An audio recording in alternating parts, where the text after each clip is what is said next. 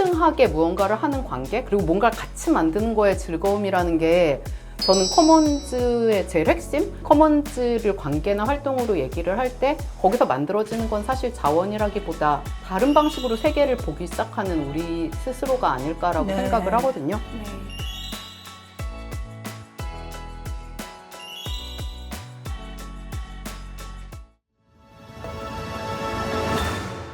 안녕하세요. 이교수의 책과 사람 크리에이터 서울대학교 인류학과 이현정 교수입니다. 네, 선생님께서는 이 책에서 어떤 커먼즈로의 흐름이 점점 우리나라뿐 아니라 전 세계적으로 어떤 기반이 마련되고 있는 그 지점에 대해서도 지적을 하고 계세요. 그래서 그 부분을 제가 먼저 조금 읽어보고요. 그리고 또 이야기 나누도록 하겠습니다. 데안젤리스의 표현을 빌리자면 지난 몇십 년간 전 세계의 사회운동은 커먼즈 전회라도 불러도 좋을 흐름을 형성했습니다. 이 배경에는 리눅스, 위키피디아, 다양한 프리 소프트웨어 운동과 오픈 플랫폼의 등장이 있었죠. 이러한 디지털 커먼즈의 등장은 생산이 공장을 넘어서 전 사회적으로 일어나는 현재 상황, 다양한 가치를 생산하는 노동력을 개인의 소유로 간주하고 임금과 교환하는 것이 점점 어려워지는 현실을 보여줍니다. 현대 자본주의 체제에서 지식, 아이디어, 이미지와 감수성은 점점 더 중요한 상품이 되고 있지만 이러한 가치들은 결코 어떤 개인의 고유한 활동의 결과물이 아닙니다. 전통적으로 비생산적인 노동으로 취급되며 가정에 갇혀있던 돌봄과 재생산은 본격적으로 상품이 되고 있지만 이러한 노동의 핵심적 활동은 결코 개인의 것으로 환원되지 않는 상호작용으로서의 감정이며 정동이고 사람들 사이의 관계를 구성하죠. 과거 30년간의 신자유주의적 흐름은 아마존의 숲과 아프리카의 땅처럼 저개발된 국가들에 남아있던 물질적 공유지를 광범위하게 인클로저했습니다. 점점 강화되어 온 특허, 저작권 등은 비물질적 가치의 독점적 상품화를 강화해왔고요. 유전자 정보와 같은 생명의 가장 깊숙한 영역, 식물의 치유력, 씨앗을 갈아서 천연의 살충제로 사용하는 것과 같은 공통의 지식들이 거대 기업의 사유재산이 되어버립니다. 잘 팔릴 만한 것, 상품화되기 쉬운 것만을 남기는 자본의 논리는 생물 다양성을 어마어마하게 훼손했죠. 이런 상황에서 프리소프트웨어 운동은 코드를 모두에게 공개해 생산수단과 생산 과정의 사유화를 멈추고자 했습니다. 모든 것을 사유화하고 상품으로 교환하는 체제에서 그 체제의 재생산에 참여하기를 그만두고자 한 것입니다. 커먼즈 이론가이자 활동가 미셸 바우엔스와 바실리스 코스타키스는 커먼즈 운동이 구성하고자 하는 새로운 생산 양식을 P2P 생산이라는 용어로 개념합니다.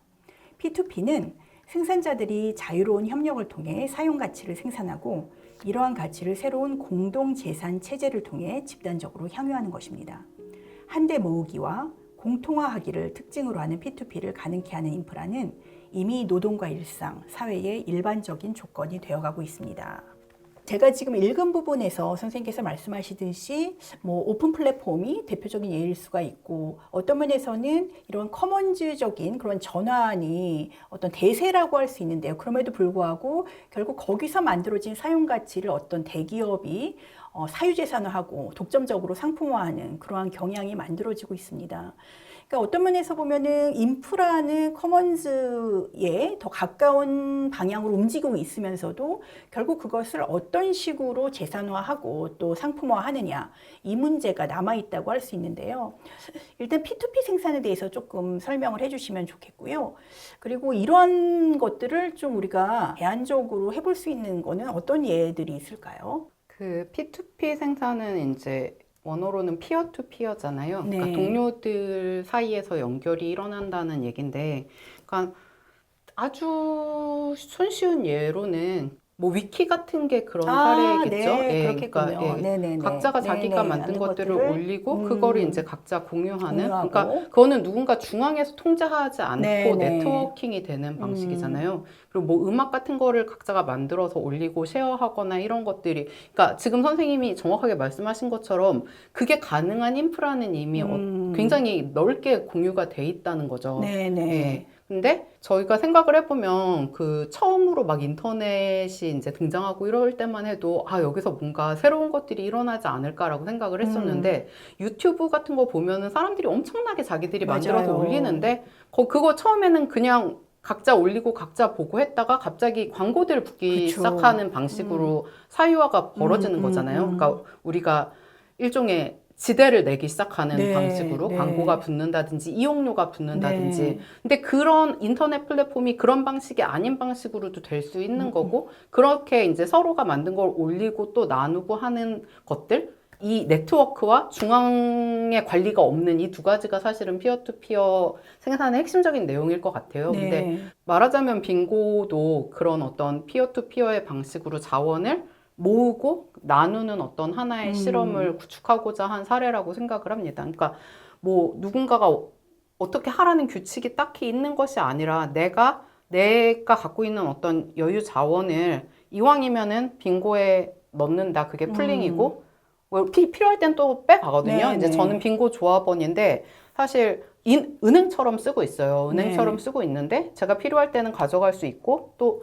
있지만 그 돈이 거기에 들어가 있는 동안에는 그 보통의 은행과 다르게 공유지를 만드는데 이 자원이 이용된다라고 생각을 할 때 이 풀링이라는 말이 그러니까 함께 한데 모은다는 뜻이잖아요. 네. 자기가 원하는 대로 자기 능력에 따라 풀링을 하고 그걸 또 필요한 사람들이 필요에 의해서 나누는 어떤 체계라고 생각을 하시면 될 것 같아요. 근데 이런 게 꽤 의외로 많더라고요, 여기저기에. 아, 네, 제가 그렇군요. 이제 재미있는 사례를 하나 봤던 건 그 독일 같은 경우에는 예전에 스쿼시 되게 많았잖아요. 네. 네, 스쿼시 되게 많았는데 스쿼시를 거기는 이제 막 건물을 통째로 스쿼트를 하고 이런 사례들이 되게 많았는데 그런 것들이 이제 점점 더 스쿼트를 하기 어려운 방식으로 될 때 이 스쿼트들이 몇 개 모여서 이거를 아예 그냥 구매를 해버리는 근데 그 구매를 그냥 하는 게 아니라 빙고 비슷하게 자기들이 대한금융조직을 만들어서 원하는 사람들이, 그러니까 대의에 동의를 하는 사람들이 네. 이왕에 내가 여유 자금이 있으면 그거를 은행이 아니라 여기에 넣겠다라고 생각하는 사람들이 거기에 넣어서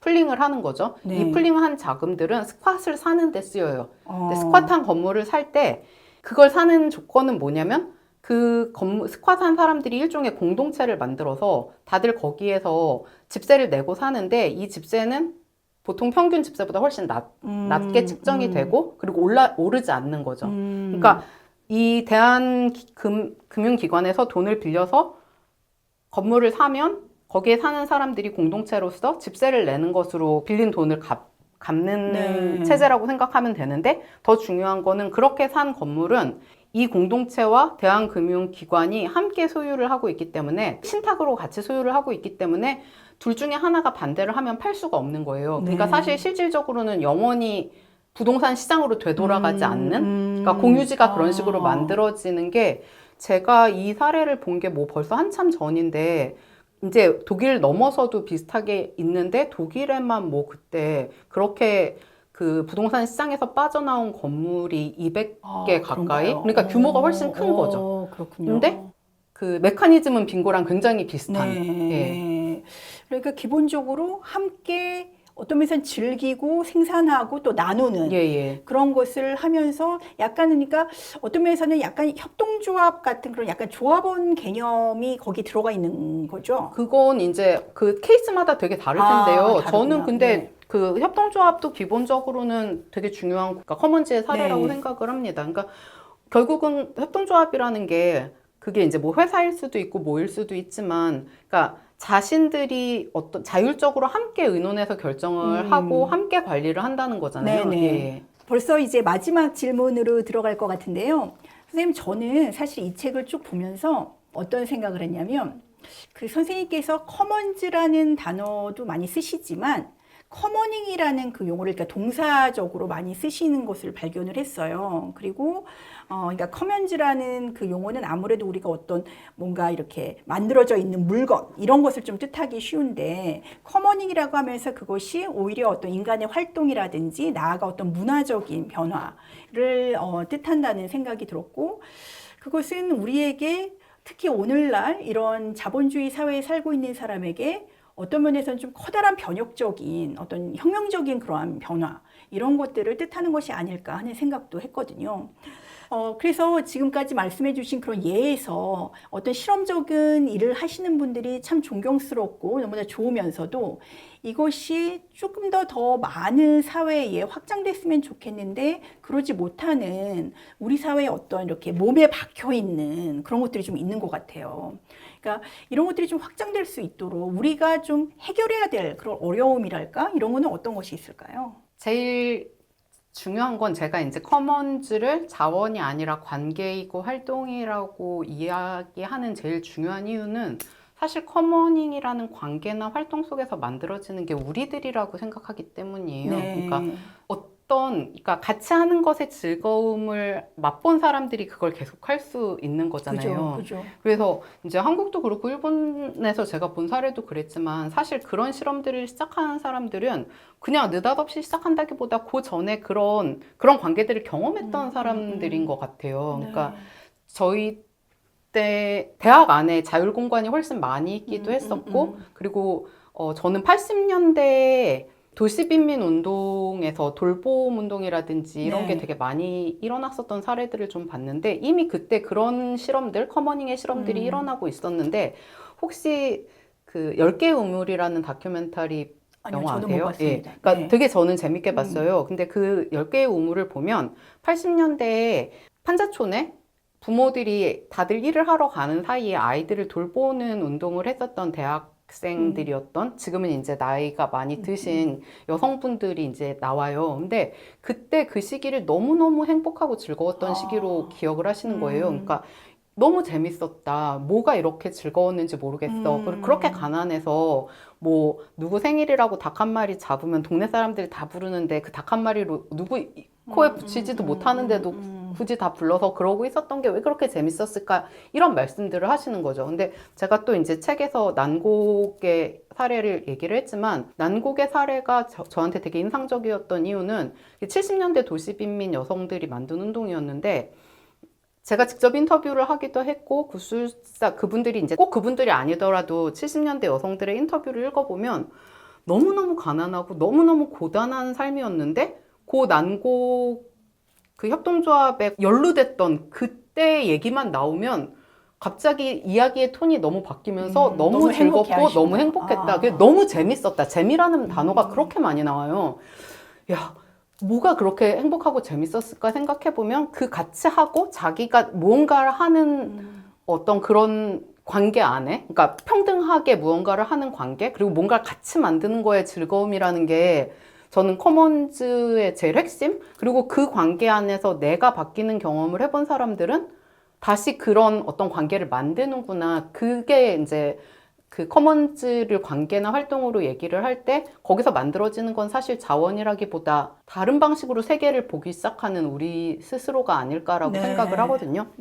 사실 요새 친구들이 이제 젊은 친구들이 하는 얘기들을 들을 때 깜짝깜짝 놀랄 때가 있는데 이제 이 친구들 같은 경우에는 연애나 결혼도 정확하게 나눠서 반반으로 계산해야 된다고들 생각을 하잖아요. 근데 그거에 어떤 기분이 있는지는 너무 잘 알겠어요. 그러니까 이전에 어떤 가부장제적인 사회라든지 어떤 남녀 불평등 속에서 특히 여성들 같은 경우에 굉장히 억눌려 있었고 그러니까 그거를 형식적으로 평등하게 만들고 싶고 그러기 위한 노력들은 알겠는데 그게 모든 것을 반반으로 계산하는 게 가능하다는 생각으로 이어지는 게 저는 되게 안타깝게 느껴지는 거예요. 그러니까 같은 걸 보더라도 그건 인간의 관계는 사실 반반으로 계산될 수 있는 게 아니잖아요, 결코. 근데 그걸 반반으로 계산하기 시작할 때 사회는 점점 더 뭔가 척박하고 소유의 관계처럼 돼버리는 모든 게 거죠. 이제 상품 교환의 관계로 돼버리는 건데 우리가 우리 스스로를 그렇게 상품 관계로 만드는 게 행복한가라고 생각해 봤을 때 사실 굉장히 행복하지 않은 삶이 되잖아요. 이 이유는 커먼즈적인 것들이 점점 줄어드니까 일단 내가 사는 게 너무 불안하고 이 불안한 삶을 해결할 수 있는 방식은 내 것을 많이 갖는 것밖에 없기 때문인 건데 전체적으로 너무 불행해지는 길이라는 생각이 드는 거예요. 그러니까 조금 더 즐겁게 그리고 뭔가가 커먼즈적인 기대 런덕 같은 관계가 많으면 사실 그렇게 아득바득 같지 않아도 좀 더 즐거울 수 있지 않을까라고 생각을 하는 게 이제 제일 중요한 것 같은데 그거는 결국은 근데 머리로 배울 수 있는 게 아니라 그런 관계를 경험해 봤을 때 맞습니다. 아는 것 같고 그런 관계들을 사실 다시 어떻게 회복할 수 있는가가 되게 중요한 문제라는 생각이 듭니다. 오늘 그 한디디 선생님 모시고 저희 커먼즈란 무엇인가 이 책에 관련된 이야기지만 사실 이 책에 굉장히 세세하게 이 커먼즈의 어떤 역사부터 시작해서 우리가 커먼즈가 이제 없어지는 그러한 사회에서 우리가 살게 되면서 어떤 어려움들이 또 우리가 발생하게 됐고, 또 우리 사회에 있었던 어떤 예들은 어떤 것들이 있는지 정말 다양하게 보여주고 계세요. 여러분들이 기회가 되시면 꼭 이 책을 한번 읽어보시고, 우리 사회에 이런 척박하고 고단하고, 그리고 내 것을 끊임없이 만들어야만 되는 이 피로함을 벗어나기 위해서는 우리가 정말 이제는 바뀌어야 됩니다. 우리 사회도 바뀌어야 되고요. 그리고 지금까지 살아왔던 이 삶이 꼭 언제나 영원 무궁토록 있는 삶은 아니니까요. 그런 것에 대해서 좀 여러분들이 생각해 볼 수 있는 그런 기회가 되셨으면 좋겠습니다. 네, 오늘 한디지 선생님 모시고 저희가 이야기 나눠봤는데요. 여러분 어떠셨나요? 도움이 많이 되셨으면 좋겠고요. 여러분 오늘 영상 좋으셨다면 좋아요, 구독, 알림 설정 부탁드리겠고요. 저희는 다음 시간에 또 뵙도록 하겠습니다. 감사합니다.